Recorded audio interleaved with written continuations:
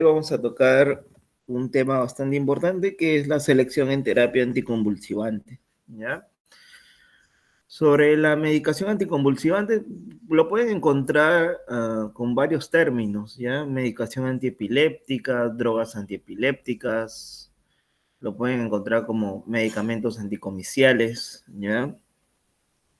El término que sugiere la Liga Internacional contra la Lucha contra la Epilepsia es medicación anticrisis, ¿ya? Porque lo que nosotros buscamos controlar en los pacientes que sufren de epilepsia es controlar la recurrencia de las crisis epilépticas, ¿ya? En sí, el término antiepiléptico no lo recomiendan usar, ya que en sí estos medicamentos no es que generen o tengan alguna actividad en realidad contra la epilepsia en sí, ¿ya? Pero sí son fármacos que controlan la recurrencia de la crisis, ¿ya? Entonces esto para tenerlo en cuenta, ya que lo pueden encontrar como diversos términos, ¿ya? Algunos utilizan acrónimos como los DAES, ¿ya? Que lo vamos a utilizar bastante en esta revisión, ¿ya? Muy bien, tener en cuenta ello. Ahora,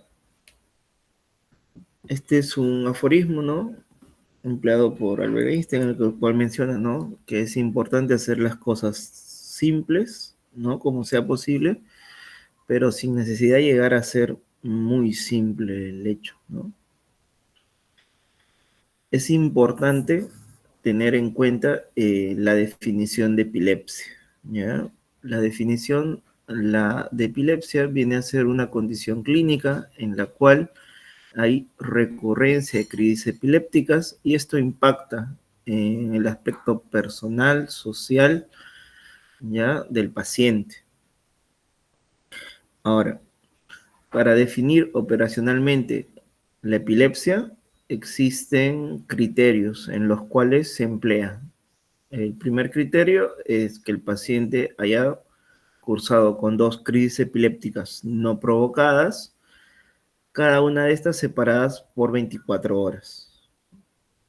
Ese es uno de los criterios. El otro de los criterios viene a ser que el paciente haya presentado una crisis epiléptica no provocada y tenga una condición en la cual la recurrencia de la crisis sea mayor al 60%.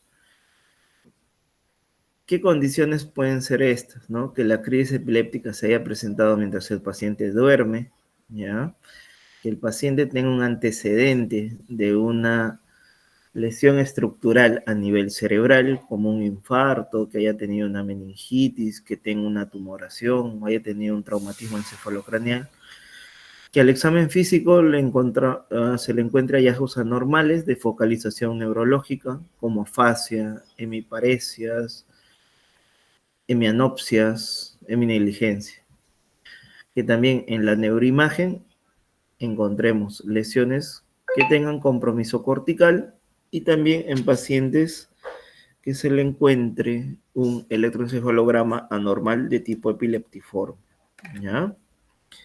Y ya por último criterio es que el paciente esté dentro de un síndrome epiléptico, ¿no? Como ya lo revisarán más a detalle en su clase teórica de epilepsia, como pueden ser el síndrome de West, el síndrome de Lennox-Gastaut, el síndrome de Dravet, ¿ya? Entre otros que existen. ¿Ya? Entonces es muy importante tener en cuenta esta definición. Ahora, ¿cómo vamos a seleccionar la medicación anticrisis? ¿No? Debe ser simple tomar esta decisión, ¿no? ¿Ya? Es cierto ello, ¿no? Pero hay que tomar ciertos aspectos, ¿no? Como la farmacocinética, la farmacodinámica, las comorbilidades de nuestro paciente. Muy importante el tipo de crisis y el tipo de epilepsia que tiene nuestro paciente, ¿ya? Y esto lo vamos a ir revisando poco a poco. Muy bien. Sobre la adherencia al tratamiento en fármacos anticrisis, ¿no? Vemos que en comparación a otras enfermedades crónicas, como la hipertensión, las dislipidemias, la diabetes, el hipotiroidismo, la gota, van a haber una cantidad de pacientes que van a presentar una gran adherencia a la medicación, ¿no? Acá describen que una adherencia entre un 80 y un 100% en pacientes que sufren epilepsia, aproximadamente hay un 60%, ¿no? En este estudio que se hizo en el 2008. Entre una adherencia entre 0% a 20%, que es una adherencia muy mala, ¿no? Tenemos a un 11.2%, ¿no? Que es una cantidad considerable. Y esto es muy importante porque hay pacientes que en realidad tienen ciertas preocupaciones o miedos ante el hecho de consumir un medicamento, ¿no? O también al hecho de padecer esta condición clínica que es la epilepsia, ¿no? Entonces, ¿cuáles son las preocupaciones que la población que sufre esta enfermedad considera más importante sobre la epilepsia y sobre el uso de medicación? Muchas veces es si esta va a impactar sobre su posibilidad de conducir, de manejar, ¿ya? También sobre su empleo, si va a tener algunas dificultades para su actividad laboral, sobre su independencia, ¿ya? Hay mucho temor también en los pacientes sobre qué tan seguros son los medicamentos, sobre sus efectos secundarios de los medicamentos, ¿no? Entonces es muy importante explicar esto a los pacientes, ¿no? Que si bien es cierto que esta condición puede poner en riesgo, ¿no? Su actividad, su calidad de vida, es muy importante que si la controlamos adecuadamente con una medicación adecuada, el paciente puede mejorar su condición clínica, su calidad de vida, ¿no? Muy bien, entonces, ¿cuáles son los principios del tratamiento, no? Uno, lo primero es tener un diagnóstico correcto, adecuado de epilepsia, saber que estamos frente a esta condición. El diagnóstico de epilepsia es clínico. Como ya mencioné, hay criterios para su diagnóstico y tenemos que estar muy seguros de que el paciente tenga esta condición para tratarlo. Sobre las crisis epilépticas, ¿ya? Es muy importante el relato del paciente, el relato del testigo que ha podido presenciar la crisis epiléptica y también nuestros conocimientos sobre estas condiciones clínicas, ¿ya? Existen diagnósticos diferenciales en los cuales es importante, ¿ya? Conocerlos y tenerlos presentes, ya que pueden ser un error diagnóstico para considerarlos como epilepsia, ¿no? Entonces, frente a qué enfermedades, frente a qué episodios nos podríamos tener un error diagnóstico, ¿no? Un ataque isquémico transitorio, ¿ya?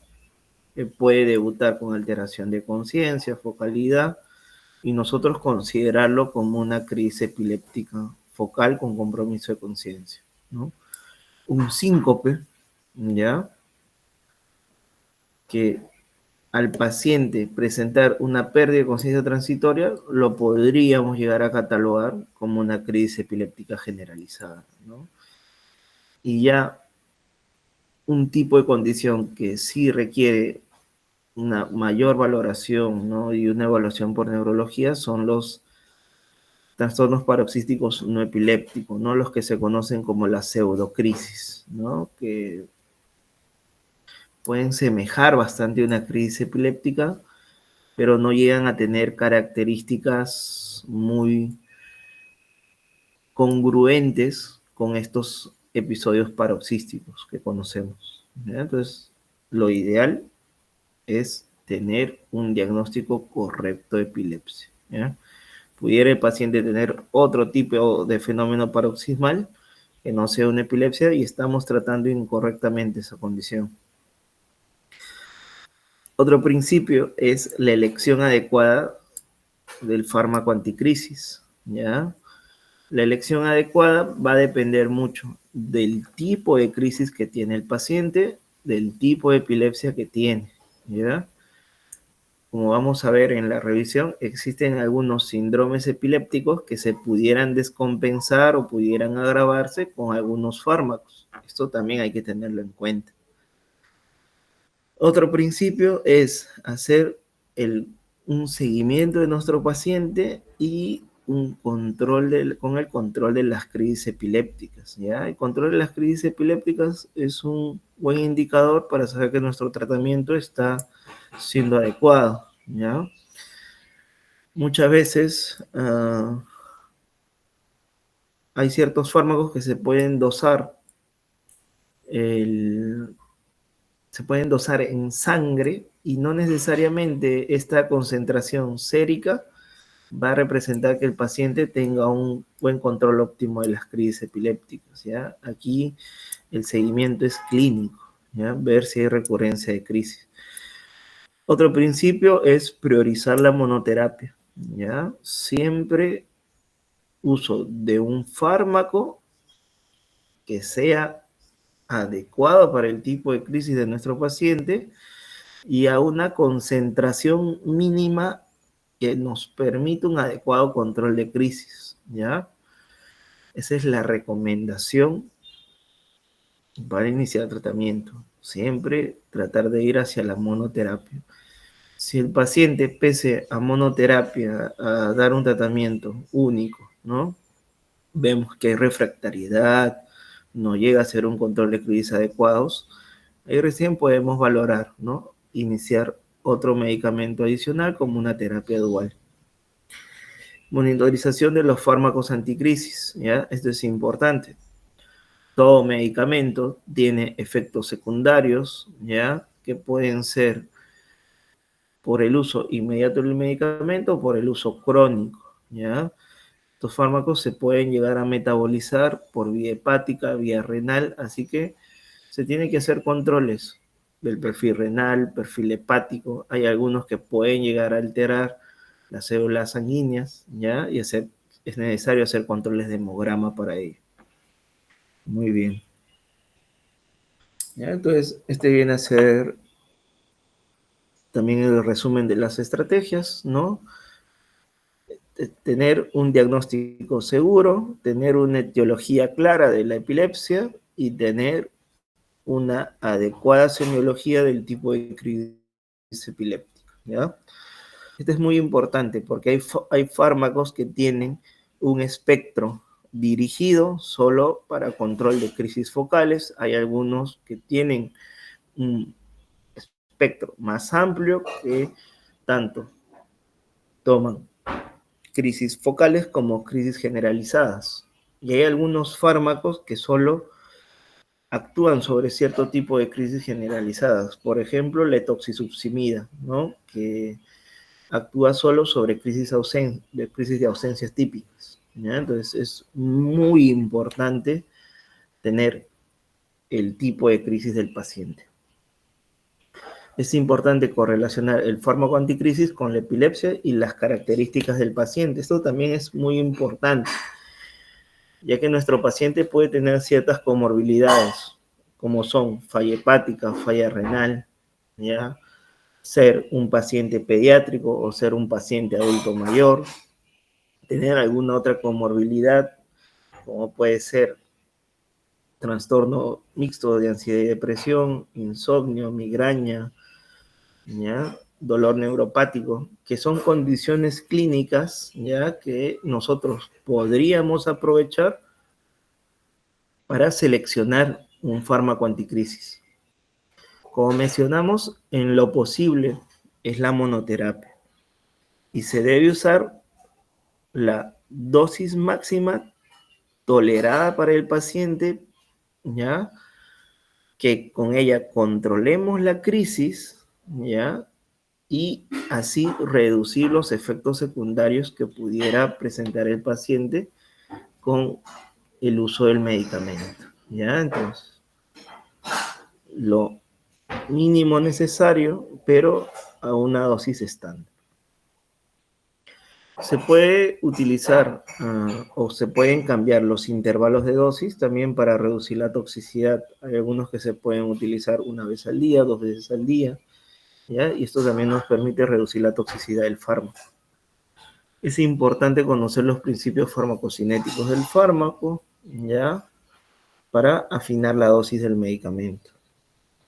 Y es muy importante considerar las interacciones medicamentosas, especialmente en pacientes adultos mayores que tienen comorbilidades para las cuales usan otro tipo de medicamentos y los cuales pueden tener interacciones con el fármaco a emplear para controlar la epilepsia.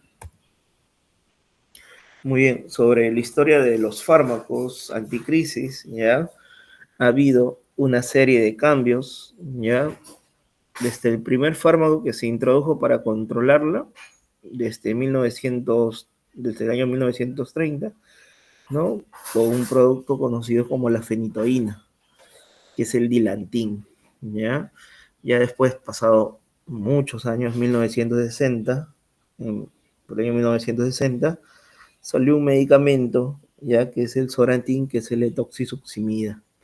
Ya posteriormente apareció la carbamazepina, ¿no? Como forma de Tegretol, el nombre comercial, ¿ya? Y en los años 70, 80 ya apareció el divalproato de sodio. Ya posteriormente fueron apareciendo más fármacos anticrisis, ¿no? Como el felbamato, la gabapentina, la lamotrigina, ya la vigabatrina, el levetiracetam, ya la oscarbamazepina, entre otros, ¿no? Estos son los principales. Como vemos, son fármacos que actualmente están en uso, ¿no? Pero ya en el mercado, ¿no? Ya tienen desde los años 90. Muy bien, ¿cuál sería la farmacocinética ideal para un fármaco anticrisis, ¿no? La recomendación es buscar un fármaco que sea alta biodisponibilidad oral, ¿ya? Que tenga escasa unión a proteínas, ¿ya? Escasa o baja, ¿ya? Una larga vida media para usualmente tener un uso diario o a lo mucho 2 veces al día. Eso sería lo ideal, ¿ya? Que mantenga una cinética lineal, que no tenga metabolitos activos, que no sea un inductor enzimático y que carezca de interacciones medicamentosas y que de preferencia tenga una eliminación renal, ¿no? Eso sería lo ideal, ¿no? Muchos fármacos en realidad no alcanzan este tipo de farmacocinética que sería lo adecuado, ¿no? Entonces, sobre vida media, recordar, ¿no? Que el fármaco que va a tener mayor vida media, ¿no? Es la vigabatrina y el fenobarbital, ¿ya? Los que tienen menor vida media son la gabapentina, ¿ya? A la cabeza. Los que tienen una vida intermedia, ¿ya? Tenemos a la lamotrigina, el topiramato, el levetiracetam, el ácido valproico, ¿ya? Sobre la unión a proteínas, ¿no? Es también esto muy importante, ya que de esto también depende las interacciones medicamentosas. Los fármacos que tienen mayor enlace a proteínas son la fenitoína y el valproato, ¿ya? Ahora, estos son los fármacos de mayor uso, ya que son los fármacos que están más disponibles, ¿no? Pero como vemos, no cumplen estos sugerencias de una farmacocinética ideal, ¿no? Entonces hay que tener precauciones en su uso. Sobre la farmacocinética, sobre su orden cinético, ¿no? Vemos una cinética lineal, ¿no? En la línea roja, ¿no? Y usualmente los fármacos anticrisis que disponemos mantienen una cinética de orden cero, ¿no? Como vemos en el gráfico 2. Sobre el metabolismo de los fármacos anticrisis, vamos a ver la eliminación. Como vemos aquí en este cuadro, los primeros fármacos que se dieron al mercado tienen un metabolismo principalmente hepático, carbamazepina, valproato, fenitoína, ¿ya? Ya los nuevos fármacos que han aparecido, los últimos fármacos anticrisis, ¿no? Vemos que ya tienen algunos una eliminación renal mayor que la hepática, ya algunos una tasa intermedia, ¿no? Como el felbamato, los carbamazepina, ¿ya? Pero es muy importante conocer esto, ¿ya? Ya que hay pacientes que tienen comorbilidades hepáticas o renales en los cuales tenemos que seleccionar el mejor medicamento para esto. Muy bien, esto también sobre la vida media, que ya lo vimos, ¿ya? Y las interacciones de los fármacos anticrisis. Esto es muy importante conocerlo, principalmente cuando manejamos pacientes adultos mayores, ¿ya? Conocer que hay fármacos antiplaquetarios que pueden interferir en los niveles, ¿no? De fenitoína y de carbamazepina, por ejemplo, de la ticlopidina. Ahora, sobre antiarrítmicos, el diltiazem y el verapamil pueden aumentar los niveles de fenitoína. Es muy importante conocer esto. Como vimos en la farmacocinética, la fenitoína es uno de los fármacos que mayor unión tiene a proteínas, tiene un metabolismo hepático, ¿ya? Y esto hace de que sean muy frecuentes las interacciones medicamentosas con este fármaco, ¿no?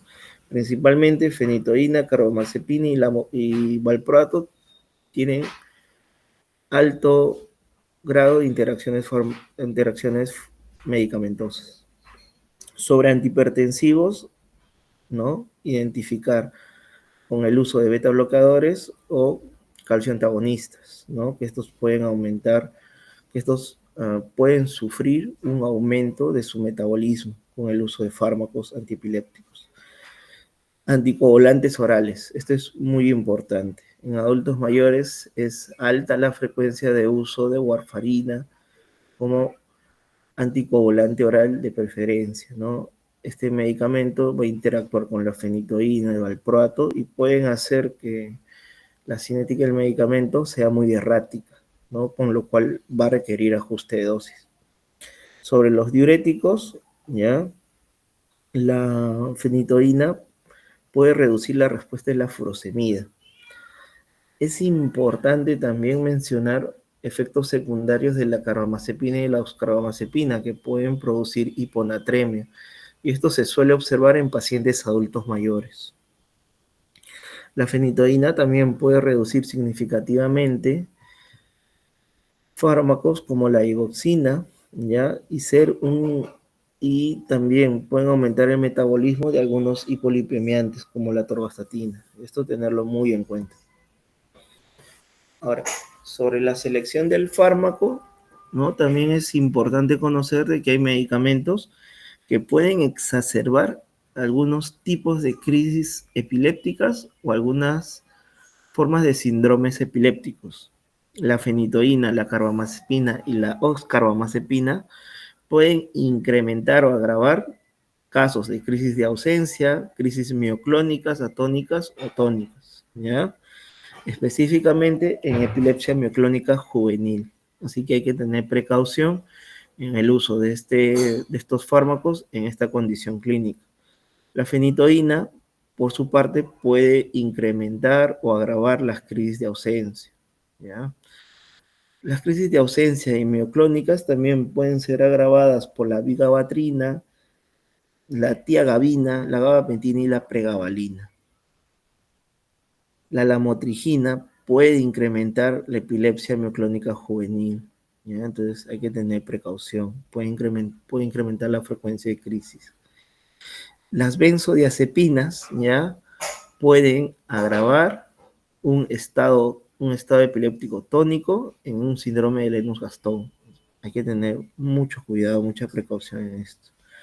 ¿Ya? Sobre el síndrome de Landau-Kleffner, que es una encefalopatía epiléptica que se presenta entre 2 a 8 años, ¿ya? Es una encefalopatía epiléptica que consta de crisis focales y generalizadas, en la cual, aparte de ello, va a haber una afasia progresiva. Esta se puede ver incrementada en su frecuencia de crisis con carbamazepina y lamotrigina. Y en la epilepsia mioclónica progresiva puede también haber una agravación de las crisis con la carbamazepina y la fenitoína. Sobre las ventajas generales de los nuevos fármacos anticrisis, ¿ya? Son, tienen un mejor espectro terapéutico, ¿ya? Es decir, tienen mayor cobertura sobre crisis focales y generalizadas, ¿ya? Se describe que tienen menores efectos colaterales, ¿no? Excepto el flebamato, que puede producir cuadros de ansiedad, psicosis, ¿ya? Y hay que tener mucha precaución en su uso.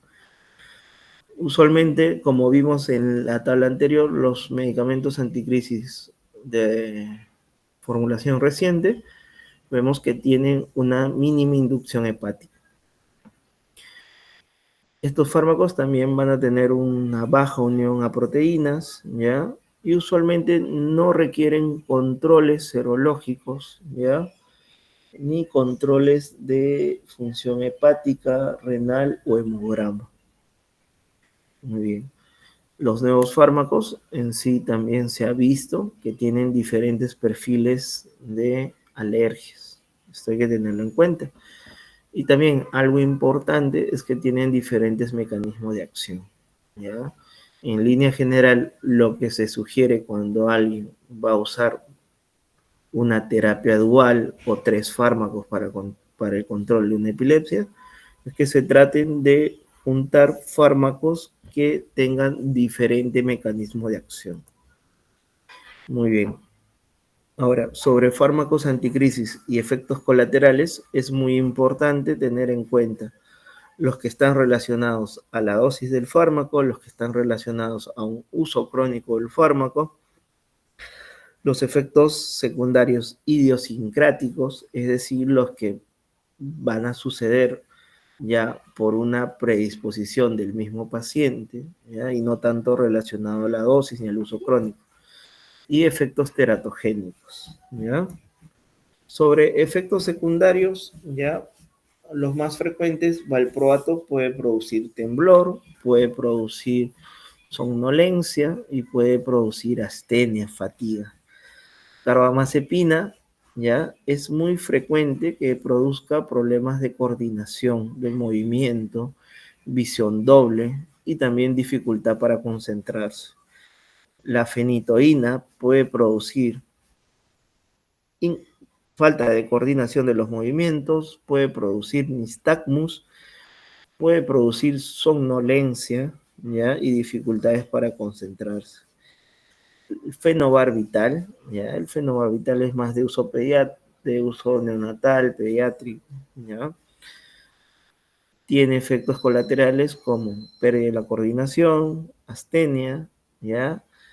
Y puede producir, ¿ya? Depresión cardiorrespiratoria, así que hay que tener mucho cuidado con este fármaco. La gabapentina puede producir somnolencia, fatiga, mareos. La lamotrigina, ¿ya? Es muy frecuente, somnolencia, mareos, ¿ya? Puede haber también sensación de parestesias en extremidades y ansiedad. La vigabatrina puede producir dolor de cabeza y somnolencia. El topiramato, ¿ya? Puede producir adormecimiento en manos, puede producir somnolencia, puede producir también problemas cognitivos. Otro efecto secundario que produce es baja de peso, ¿ya? Por falta de apetito. Muy bien. Ya por uso crónico del fármaco podemos encontrar, en caso de valproato, aumento de peso, pérdida de pelo, que es alopecia, ¿ya? Puede producir también elevación del amoníaco en sangre, ¿ya? Una hiperamoemia. Sobre la carbamazepina, ¿ya? Puede producir rash cutáneo, prurito, ¿ya? En pacientes adultos mayores puede bajar las concentraciones de sodio y también puede producir neutropenia. Es por ello que en carbamazepina es muy importante hacer control de electrolitos y del hemograma. Sobre la fenitoína en uso crónico puede producir hiperplasia gingival, puede también producir hirsutismo, lesiones cutáneas. A largo plazo puede también condicionar problemas de neuropatía periférica. Se ha visto en algunos casos asociada a ciertas formas de linfoma, ¿ya? Aunque han sido casos muy aislados los reportados. Sobre fenobarbital, ya se ha visto relación con lesiones cutáneas y algunas enfermedades del tejido conectivo. En gabapentina puede haber aumento de peso, ya la motrigina puede producir lesiones cutáneas y gabatrina también aumento de peso. El topiramato, lo que ya les comenté, puede haber una baja de peso, ¿ya? En relación a la pérdida de apetito, puede haber dificultades cognitivas muy marcadas, que usualmente son el motivo por el cual el paciente deja de tomar la medicación o puede incluso reducir la dosis del medicamento.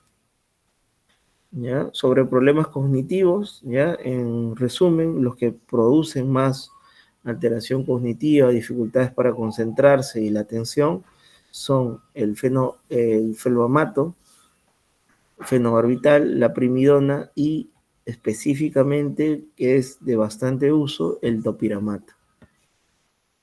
Muy bien, sobre reacciones idiosincráticas, ¿no? Es decir, son reacciones que ocurren ya por un componente genético, una predisposición ya misma del paciente al uso del medicamento, ¿no? Estas no están relacionadas ni a la dosis ni al uso crónico del medicamento. Entonces, acá tenemos reacciones como pueden ser alteración de los componentes sanguíneos como la granulocitosis, reacciones cutáneas severas como el síndrome de Steven-Johnson, ya pueden producir depresión de la serie roja como anemia plástica, falla hepática, ya también ha habido reportes de pancreatitis o de alergias ya severas, ¿no? Con rash. Entonces, de los que más se ha descrito estos problemas son sobre el uso de carbamazepina y la fenitoína y el valproato. Estos tres medicamentos pueden llegar a producir estos efectos secundarios idiosincráticos ya muy bien estudiados. Sobre otros medicamentos, ¿no? Vemos que la lamotrigina puede llegar a producir síndrome Steven-Johnson, ya reacciones cutáneas. Esto hay que tenerlo muy en cuenta, ya que es un medicamento de uso bastante común. Carbamazepina no describe tanto estas reacciones idiosincráticas a diferencia de la carbamazepina, ¿ya? Tener en cuenta esto para su uso. Y, por ejemplo, ¿no? Sobre reacciones idiosincráticas, ¿no? Mujer con un caso, ¿no? Este es un caso de una mujer de origen caucásico, ¿no? En el cual describen que ha tenido una primera crisis, que ha sido una crisis focal, ¿no?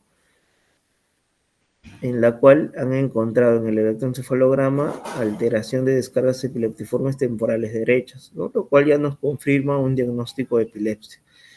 No tiene antecedentes y tiene una resonancia de encéfalo normal, ¿ya? En este caso, como es una crisis epiléptica focal por el tipo de crisis y los hallazgos en eje, se utilizó carbamazepina sin ninguna complicación, ¿no? La paciente fue bien con un buen control de crisis, ¿no? ¿Ya? Pero tenemos este caso en el cual ya pudiera existir una barrera genética en pacientes de origen asiático, ¿no? Específicamente de la etnia Han de China, en la cual tienen alteraciones del HLA, ¿ya? En estas alteraciones puede haber efectos idiosincráticos con respecto al uso de carbamazepina, efectos muy severos, ¿ya? Que incluso la FDA ha alertado sobre su uso, específicamente en pacientes que provienen, ¿no? De Asia, de este tipo de familias, ¿no? Se sugiere mucho el uso de el dosaje del HLA, ¿no? Un tamizaje para ver si está presente y así evitar el uso de este fármaco. También se ha visto, ¿no? En algunas poblaciones europeas, ya no el HLA-B, sino el HLA. ¿Ya? Entonces hay que tener mucha precaución en su uso, ¿no? Ver también los aspectos genéticos del paciente. ¿Cómo podemos minimizar los efectos colaterales, ¿no? Lo adecuado es elegir el fármaco anticrisis apropiado para el tipo de síndrome o el tipo de epilepsia del paciente y ver las características de nuestros pacientes y sus comorbilidades.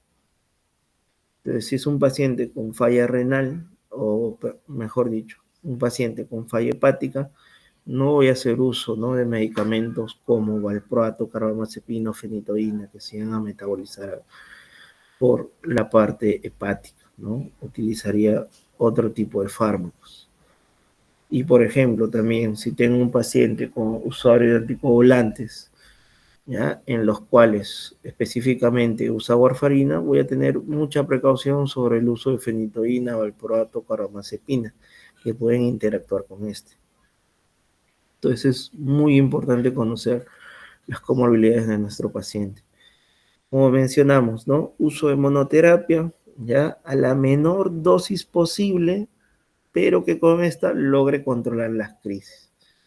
Esto minimiza efectos secundarios en relación a la dosis del medicamento. En caso de tomar la decisión de una politerapia con 2 o 3 fármacos, ¿ya?, hay que minimizar la dosis del medicamento en lo mínimo necesario, ¿ya?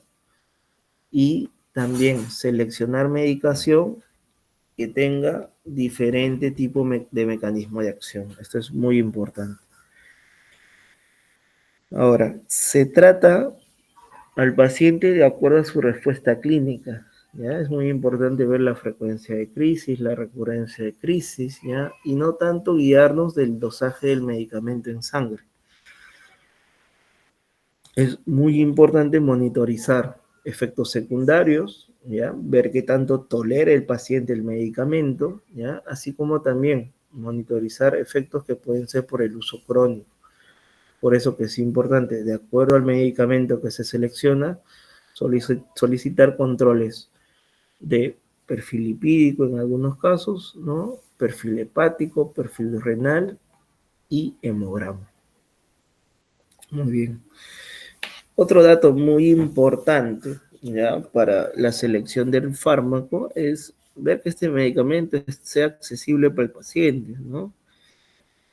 Muchas veces no contamos con esta consideración, ¿no? Podemos tener un paciente al cual tal vez le prescribimos la cosamida y la cosamida no hay en la zona que él vive, le es muy caro para él, ¿ya? Y muchas veces deja de tomar el medicamento o solo toma una dosis de vez en cuando, ¿ya? Y con ello no vamos a lograr un control óptimo de su enfermedad. Entonces también hay que ver este aspecto, ¿ya? Ahora, también es importante tener en cuenta, ¿ya?, sobre los efectos teratogénicos que pueden existir en pacientes con uso crónico de algunos medicamentos, ¿ya? En gestantes con uso crónico o uso de valproato en el primer trimestre, se vio que había un incremento muy alto de las malformaciones congénitas en relación a la dosis del medicamento, ¿ya? A mayores dosis se observó mayores malformaciones en los niños que nacieron de madres que, estando gestando, consumieron el medicamento. Sobre los medicamentos que más teratogenicidad tienen, a la cabeza está el valproato, ¿ya? Los que menos teratogenicidad tienen son la lamotrigina y el levetiracetam.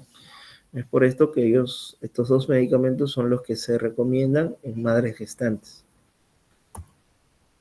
¿ya? Ahora, también hay cambios sobre la farmacocinética con respecto a la edad del paciente, ¿ya? Pacientes adultos mayores, ¿ya?, requieren muchas veces concentraciones menores para llegar a niveles óptimos de fenitoína en sangre, a diferencia de pacientes jóvenes, ¿no? En los cuales requieren mayores concentraciones o mayores dosis del fármaco para llegar a un nivel adecuado. Esto también tenerlo muy en cuenta. Entonces, ¿cómo saber qué fármaco es mejor para cada edad? ¿No? No hay un estudio preciso, no hay un estudio randomizado, ¿no? Que nos permita comparar entre grupos etarios, ¿no? Y esto, por lo tanto, no nos permite una evaluación de los efectos relativos de los diferentes fármacos, ¿no? Entonces, para seleccionar un fármaco anticrisis en edad pediátrica, tiene que ser un medicamento bien tolerado, sin efectos secundarios, conductuales, que no exacerben las crisis, ¿ya? Que no afecten los niveles hormonales y que por lo menos haya probado eficacia en ensayos clínicos en pacientes pediátricos, ¿ya?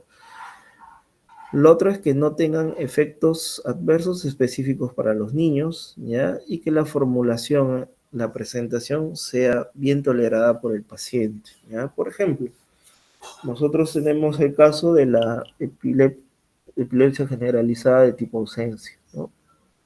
Este tipo de epilepsia se recomienda el uso de toxisuximida para un control adecuado de las crisis. Acá en Perú es muy difícil conseguir este medicamento, incluso no hay en algunas partes del país. Lo que se hace es usar un medicamento que también es efectivo para este tipo de crisis y que tiene mayor disponibilidad en el mercado, ¿no? Que es el ácido valproico. Muy bien, entonces, esto sobre los medicamentos, ¿ya? Sobre efectos en niños, ¿ya? Tener mucha precaución con uso de valproato, fenobarbital, ¿ya? La motrigina, que pueden generar efectos secundarios, ¿ya? Y en ancianos, ¿qué fármaco sería el ideal, ¿no? Uno que no tenga inducción de enzimas hepáticas, ¿ya? Otro que no tenga impacto sobre factores de riesgo cardiovascular, que no les produzca sedación, que no tenga variabilidad en la absorción y que haya mostrado una buena actividad en ensayos clínicos, ¿no? En pacientes adultos mayores, ¿no? Entonces, en este sentido, ¿no? Uno de los que se recomienda, ¿no? Que ha sido probado y tiene mínimo factor de riesgo sobre factores de riesgo cardíacos, que tiene baja interacción medicamentosa, que tiene una buena biodisponibilidad, es el levetiracetam y la lamotrigina, ¿ya? Que pueden ser empleados en adultos mayores. Muy bien. Ahora, sobre el espectro y la eficacia del fármaco anticrisis, ¿no? Recordar, el tipo de crisis es muy importante para tratar de enfocarnos en qué medicamento vamos a usar. Crisis focales y generalizadas pueden ir bastante bien con fenitoína, fenobarbital, levetiracetam, lamotrigina, valproato. Crisis que son de inicio focal van bastante bien con carbamazepina, fenitoína, lacosamida, ¿ya? Oxcarbamazepina, ¿ya? Estas son crisis que se conoce que tienen, que solo son focales, pero que se pudieran generalizar, hacer una propagación y hacer generalizadas. Estos fármacos en realidad no van a tener mucho efecto sobre crisis generalizadas, ¿ya? Ahí podemos separar, ¿no? Fármacos de corto espectro, de amplio espectro, ¿no? De corto espectro tenemos a la carbamazepina, la fenitoína y, entre paréntesis, ya que se puede utilizar también para algunos casos de generalizada, pero más para usos focales. Fenobarbital, lacosamida, oscarbamazepina, ¿ya? Y en cambio las de amplio espectro, las que tanto generan un efecto adecuado sobre las generalizadas y las focales, tenemos a la lamotrigina, el levetiracetam, el valproato y el topiramato. ¿Ya? Eso tenerlo muy en cuenta. Entonces, epilepsias parciales de reciente diagnóstico, carbamazepina, lamotrigina, levetiracetam, oscarbamazepina, topiramato, valproato, se pueden usar sin ningún problema. ¿Ya? Generalizadas idiopáticas, ¿ya? Se recomienda uso de lamotrigina, topiramato o valproato. Muy bien. Ahora, hay ciertos pacientes que tienen comorbilidades que se pudieran ver beneficiadas por uso de ciertos fármacos, como también hay algunas que se pueden afectar por el uso de ciertos medicamentos anticrisis. Por ejemplo, en depresión, en pacientes que sufren de depresión, ya estos se pueden beneficiar, ¿no? Con el uso de la motrigina, carbamazepina, oxcarbamazepina y valproato, ya que estos son estabilizadores del ánimo. En pacientes que sufren de migraña, se puede usar topiramato, valproato. ¿Ya? Estos dos medicamentos son medicamentos que ya se ha comprobado que se pueden utilizar como medicamentos preventivos para migraña crónica diaria. Pacientes que tienen dolor neuropático, dolor crónico, hay medicamentos que pueden ayudar a combatir el dolor, que pueden ayudar a minimizar el dolor, como la pregabalina, la gabapentina, la carbamazepina, la oxcarbamazepina. En pacientes que sufren de obesidad, ya podríamos considerar el uso de topiramato. Es que como hemos visto, su uso crónico genera un impacto sobre el apetito y esto con la disminución del peso. ¿Ya? A contrario de la pregabalina, gabapentina, el valproato, que pueden incrementar el peso del paciente, ¿no? En caso de pacientes ancianos, ya como mencioné, se puede usar uso de la motrigina, levetiracetam, que no van a impactar sobre el factor de riesgo cardiovascular. En pacientes de origen asiático, como vimos, existe el riesgo de que puedan tener respuestas idiosincráticas a la carbamazepina. En este tipo de pacientes, tratar de evitarlos. En pacientes que tienen antecedente de litiasis renal, evitar el uso de topiramato, ya que se ha visto reportes en los cuales se ha asociado a la presencia de cálculos renales. Si el paciente ya tiene antecedente de alergias, ya cutáneas, es importante aquí restringir el uso de fármacos que pueden exacerbar o pueden provocar una alergia cutánea, ¿no? La motrigina, carbamazepina o fenitoína. En pacientes que tienen una insuficiencia renal se puede usar la motrigina valproato. En insuficiencia hepática se podría usar la motrigina, levetiracetam o gabapentina, ¿no? Y en el caso de mujeres en edad fértil o que están gestando, se recomienda uso de la motrigina o levetiracetam. Y el fármaco que está contraindicado y se tiene que evitar es el ácido valproico por el riesgo de teratogenicidad alto que existe, ¿ya? Entonces, sobre el tipo de crisis y la elección del fármaco, ¿ya? Entonces, como hemos visto, hay un espectro de cada fármaco correspondiente al tipo de crisis epiléptica, ¿ya? En todos los fármacos ya vemos que hay un cierto espectro sobre focales generalizadas, ¿ya? En el caso de toxisuximidas sí hay que tener mucha precaución, ya que es un medicamento que es un bloqueador de calcio, pero que está indicado en pacientes que tienen crisis de ausencia típicas, ¿ya? Como mencionamos, ya lo ideal es el uso de monoterapia, ¿no? Una sola droga, ya la dosis mínima requerida para el control de crisis, ¿ya? En el caso de que se requiera mayor dosis y a pesar de llegar a una dosis ya alta para el paciente, lo máxima tolerable, se puede emplear politerapia. Hay que tener en cuenta uso de fármacos que sean complementarios con respecto a su mecanismo de acción, ¿ya? Como hemos podido ver, hay fármacos que se pueden considerar de amplio espectro, que tanto actúan sobre crisis focales y generalizadas, ¿no? Aquí tenemos el valproato, la lamotrigina, el topiramato, el levetiracetam y la sonisamida. Muy bien, entonces hay que individualizar los fármacos, ¿no?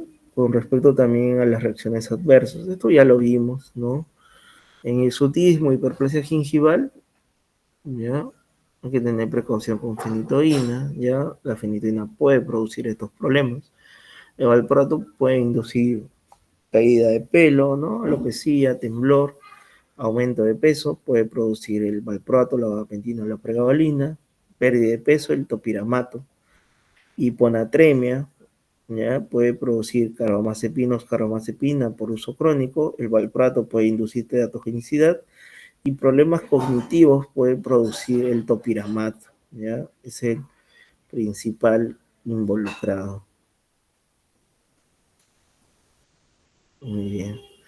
¿Ya? En condiciones especiales, en ancianos, la motrigina levetiracetam, mujeres embarazadas, la motrigina levetiracetam, ¿ya? Se puede utilizar. En depresión, la motrigina, valproato, carbamazepina como medicamentos estabilizadores del ánimo. En falla renal, uso de la motrigina, uso de valproato puede ser una opción, ¿ya? Y en insuficiencia hepática, la motrigina y levetiracetam son una buena opción para estos pacientes, ¿ya?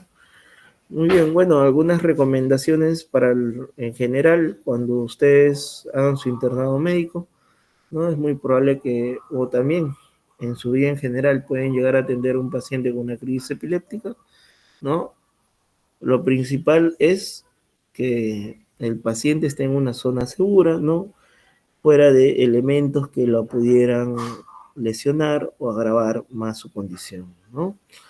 La recomendación es colocarlo en decúbito lateral, ¿no? En esta posición de seguridad.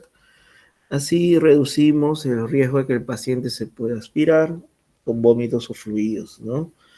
También retirar cualquier objeto a su alrededor para evitar lesiones, ¿ya? Hay que tratar de retirar sus objetos que pueda tener en la cara, ¿no? Así como amortizar la cabeza. Es importante asegurar la vía aérea, es por ello que lo ponemos en decúbito lateral, ¿ya? Y es importante no colocar nada en la boca, ¿ya? Hay algunas personas que le meten la mano, ¿no? Eso puede aumentar el riesgo de aspiración y también de lesionar al paciente, al ayudante, ¿no? En ese momento. Entonces hay que evitar eso, ¿no? ¿Qué personas tenemos que trasladar a la emergencia de forma inmediata? Pacientes embarazadas, ancianos, en los cuales haya recurrencia de crisis y el paciente no haya un periodo en el cual retorna su basal, ya esto ya estamos frente a un estado epiléptico. En pacientes que tienen crisis epilépticas prolongadas, más de 5 minutos, también acá estamos frente a un estado epiléptico. Ya en estas condiciones, los pacientes tienen que ser trasladados inmediatamente a emergencia. ¿Ya? Y otras recomendaciones son, ¿no? Explicarle a las personas lo que está ocurriendo, ¿no? Bloquear posibles peligros que pueda haber. Si el paciente se despierta, hay que mantenerlo tranquilo, cerca a él, ya que puede tener recurrencia de crisis, y explicarle lo que ha sucedido. Muy bien, esa es la revisión que les he traído por el día de hoy. No sé si tengan alguna